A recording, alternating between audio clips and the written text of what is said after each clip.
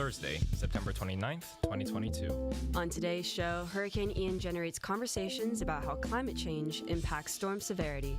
A story for National Recovery Month brings the fentanyl crisis to center stage. I compare it to Russian roulette, but you have a better chance of living if you play Russian roulette.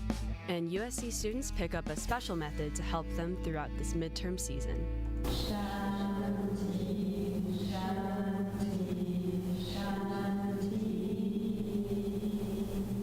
All that and more from where we are. But first, these news headlines. For Annenberg Media, I'm Marco Ramirez. The Senate passed a funding bill on Thursday morning to prevent an otherwise looming government shutdown. The funding bill was passed by a 72-25 margin and will keep the government running up until December 16th. The bill is now headed to the House, where it is expected to be passed by the Friday midnight deadline. Beto O'Rourke will be debating Governor Greg Abbott in the first debate of the gubernatorial election in the state of Texas. The race sets itself as a rematch to the 2018 midterms and will likely have the issue of immigration at its centerpiece. The debate leads up to the gubernatorial election on November 8th. Google is to officially shut down its video game streaming service in 2023. The service, Stadia, was Google's attempt to streamline and incorporate app-like games into the Google Workspace. But a high price tag and poor sales prevented them from breaking into the video game market. The company announced plans to refund consumers on games and certain aspects of hardware. A historic Art Deco television center studio in LA is in for a full Hollywood makeover. The owner has plans to use $600 million to modernize and expand the size of the television center studio on 6311 Romaine Street. Within this plan, 4 sound stages, 2 6-story office buildings, and a restaurant will be added to the facility. This comes amidst a booming demand for sound stages in LA. USC's annual Green Week will kick off at this Saturday's Zero Waste Football Green Game. The Zero Waste Green Game aims to divert at least 90% of game day trash away from landfills by recycling and composting. Green Week is centered around sustainability-focused projects and activities. Those are some of today's top news stories.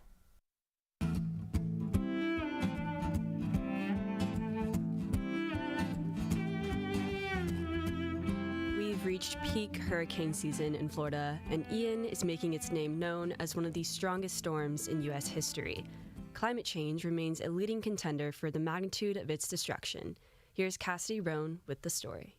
Hurricane Ian made landfall on Florida's west coast Wednesday as a Category 4 storm, bringing incredibly strong winds upwards of 150 miles per hour and leaving more than 1.8 million residents without electricity. The rapidly intensifying storm has brought upon conversations about the effects of climate change on storm severity and how we may expect to see more storm patterns like this in the future. USC Dean's Professor of Earth Sciences, John Vidale, describes the direct connection between rising ocean temperatures and stronger hurricane force. Basically, if there's more heat in the ocean, the storms are more likely to develop, and then they get stronger than they otherwise would have been. It's a small effect, but it accumulates over the years, and we are seeing more hurricanes than we've seen in the past. Although Floridians are to expect peak tropical storm weather during the fall months, it still proves itself difficult to maintain regional preparation for hurricanes of this magnitude. According to Vidale, there is no one-track plan that will cover the many destructive aspects that these large storms bring. Well, it's difficult to prepare for because there's 3 things they have to prepare for. They have to prepare for strong wind, they have to prepare for the tide coming up with what we call a storm surge, and they have to prepare for heavy rain that floods the rivers. Other expert opinions from NASA are concurring. Specialists say that stronger winds and heavier rains will increase the height and impact of storm surges, which will continue to get worse as climate change causes sea levels to rise. Hurricane Ian is living proof of these statements, breaking the storm surge record in Florida as it moved onshore. According to a statement by President Biden and the Federal Emergency Management Agency, early reports are showing devastating consequences. This could be the deadliest hurricane in Florida's history. The numbers are still unclear, but we're hearing early reports of what may be substantial loss of life. Forecasts show that Hurricane Ian is expected to move off the northeast of Florida before reemerging as a tropical storm hitting the Carolinas. We will continue to investigate its patterns as it changes route. For Annenberg Media, I'm Cassidy Roan.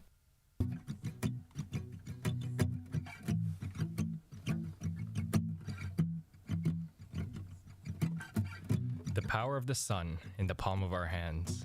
USC just made a massive deal to buy electricity. What's all the buzz around USC's new sustainable power agreement? Benjamin Papp has more. USC has struck a landmark agreement with the Los Angeles Department of Water and Power, or LADWP. The university will help support LADWP's solar farm in the Mojave Desert called Springbok 3.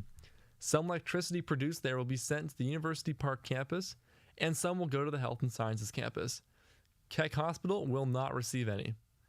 The university has agreed to purchase about 30% of what the solar farm produces, either using electricity or claiming it as an offset for the fossil fuels that power the campus. Zendela Welch is an Associate Director of Sustainability at USC's Facilities Planning and Management.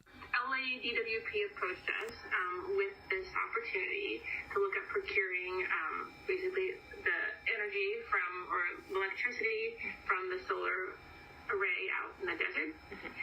And so even though we don't technically get the electrons from that system, we are buying the energy in real time so that they have kind of an off-taker for all the electricity. The university will get about a quarter of the electricity it uses from the New Deal. This will go a long way to helping USC reach the diversity, equity, and inclusion goals outlined in what the university calls Assignment Earth. That's the school's working environmental framework through the 2028 LA Summer Olympic Games and beyond. This includes goals for USC to reach full carbon neutrality by 2025 and zero waste by 2028. It's called the Shared Solar Program and the Virtual Net Energy Metering Program. And DWP, if you look at their site, they'll probably give you the best explanation of each. But some of it, again, is a lot of it's targeted at individuals who might live in multi-family properties. USC's Chief Sustainability Officer Mike Dalrymple explains this is one of many efforts to make Los Angeles a healthier place to live. So LADWP is already making its grid cleaner. So they recently announced, the mayor announced that they reached 60% carbon-free energy. And it's important to designate between carbon-free and solar. It's not all solar. It could be some nuclear. It could be some hydro, stuff like that. So they've reached 60%, which is phenomenal. USC's deal with the city will last for the next 20 years. For Amberg Radio News, I'm Ben Papp.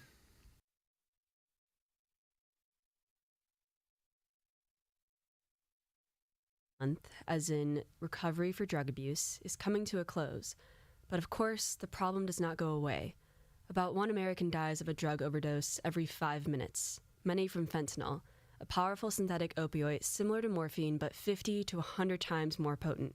Claire Fogarty spoke with a mom whose son died from being poisoned unwittingly by fentanyl. Michelle Leopold lives in Marin County near San Francisco.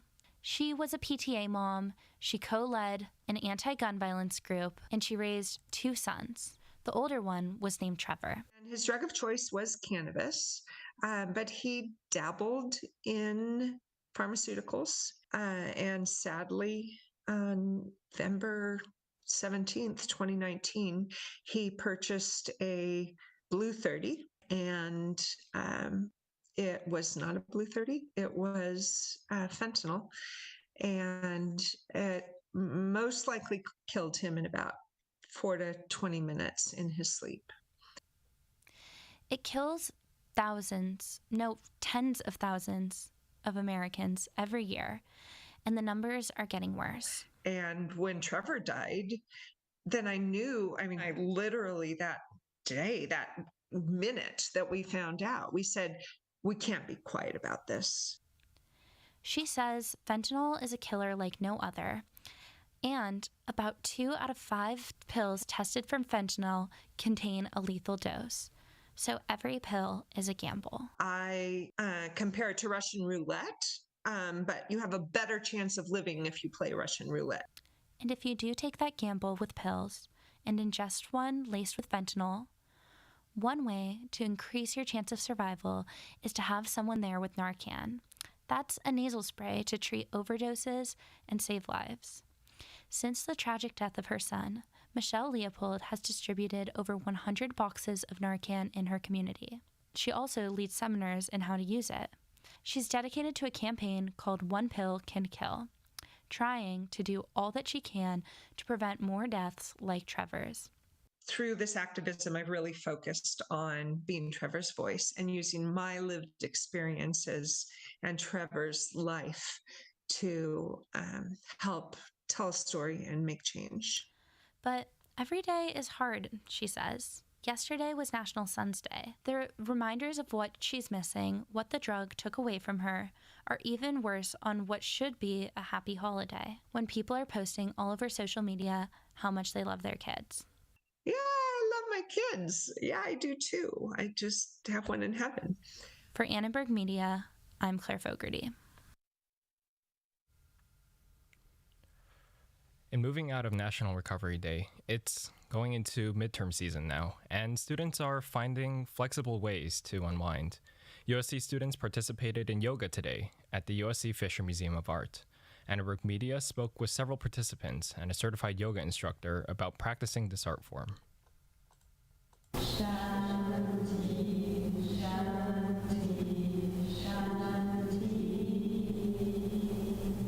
It's midterm season at USC. Have you had the chance to slow down, calm your mind, and recharge your body? Well, some students turn to yoga, an ancient practice traced back to India over 5,000 years ago to help them through the midterm stress. Well, I actively practice yoga. I try to practice 3 times a week, and I think that not only is it good for your physical health, but I definitely find that it's good for my mental health. I'm able to kind of escape into the world, and I'm able to just be present, and I feel like that's something that I've been trying to work on, and yoga's been helping me a lot with that. That's art history and business student Brooke Nelson, who attended Thursday's Yoga at Fisher event, hosted at the USC Fisher Museum of Art. The event was led by certified yoga instructor Siwen Shi, who guided participants through physical posture practice, deep healing relaxation, breathing exercises, and meditative techniques, according to the USC event calendar. Participants were surrounded by works of late French-American artist Louis Bourgeois. Well, I think that this event really combined everything that I love, like a beautiful scenery with art, as well as participating in yoga with like fellow peers. So I feel like it was a very nice and grounding event, and it made me feel much, much better. I was very stressed yesterday, and now I just feel so much more refreshed. So I'm grateful for these opportunities. English and economics junior Alan Enriquez also attended the Yoga at Fisher event and shared similar sentiments. Yeah, I think it just puts things into perspective and, calms you down and centers you around a lot of things. I mean, I was kind of overwhelmed today, and I feel really relaxed right now. So I have some classes, but I don't feel as anxious as before. However, some students worry that yoga has diverged too far from its cultural origins. Journalism senior Shreya Ranganathan, a certified yoga instructor, shares her perspective. It's an external to physical journey at this point here in the States. But what it could be is lessons, guidance, thoughts for existence that extend beyond the mat and can help you just transform your life in ways you didn't even think were possible. Outside of the yoga available today at the Fisher Museum, the USC community can continue to take part in yoga classes with Shreya on Wednesdays from 5:30 to 6:30 p.m. at the Physical Education Building, as she aims to reduce the barriers to practicing this art form. For Annenberg Media, I'm Michael Mellinger.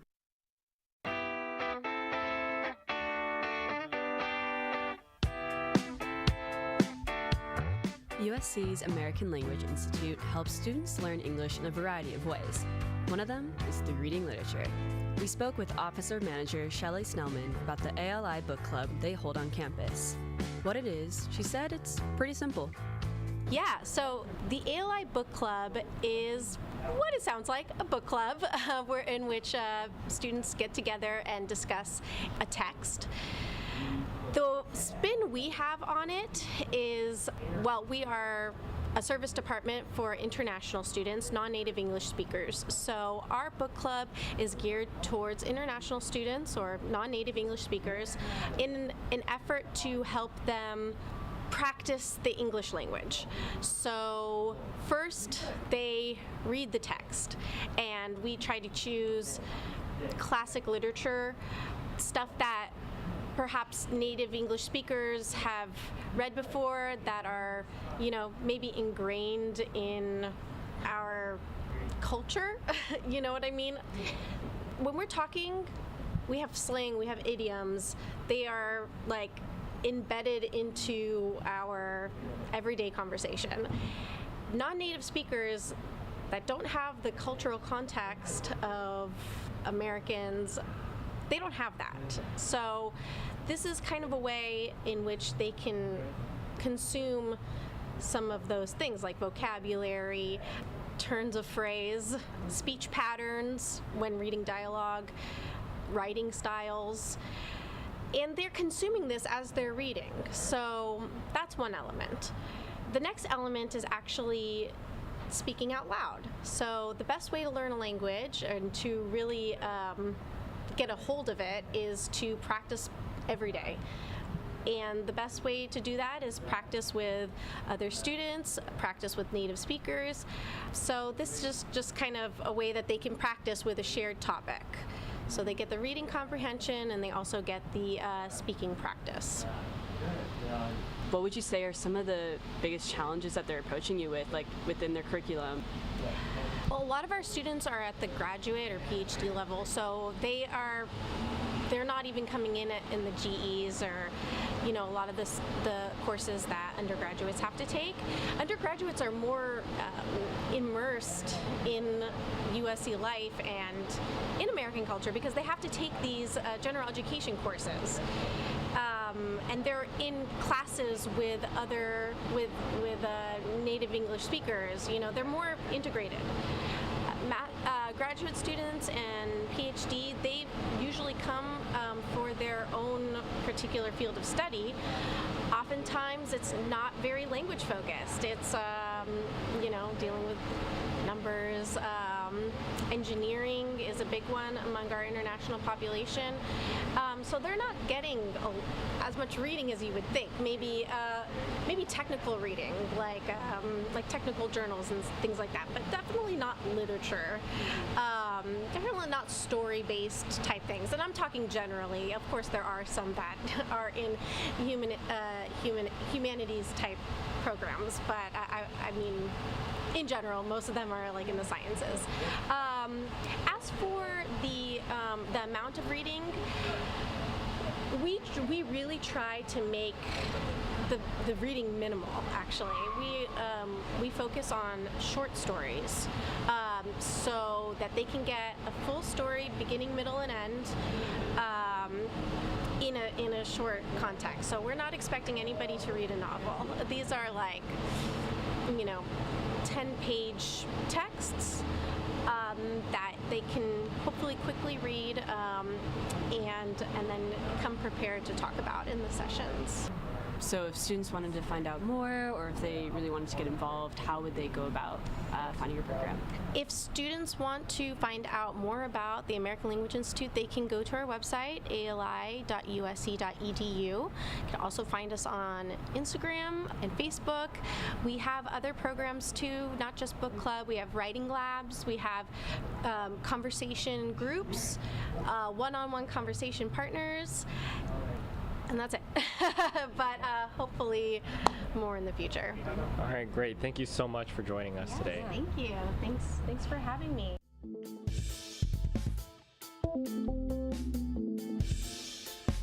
And that's all the time we have for on today's From Where We Are. Spencer Klein, Jeffrey Lee, Claire Fogarty, Dejanay Satcher, and Lucian Wang produced today's show. Jeffrey Lee runs our soundboard, and Derek Renfro composed our theme music.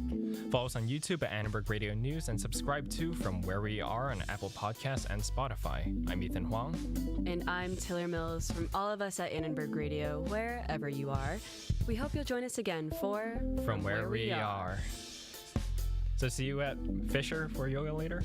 I think my chakras are actually already aligned. I don't know about you. Also, I think you wouldn't be able to see me in the same way after seeing just how inflexible I am. Yeah, I don't think I can bend my body in the ways that some people can in yoga. So. Yeah, but I mean, under some masterworks of art, that's kind of a cool experience, actually. Yeah, it's pretty incredible what they can do.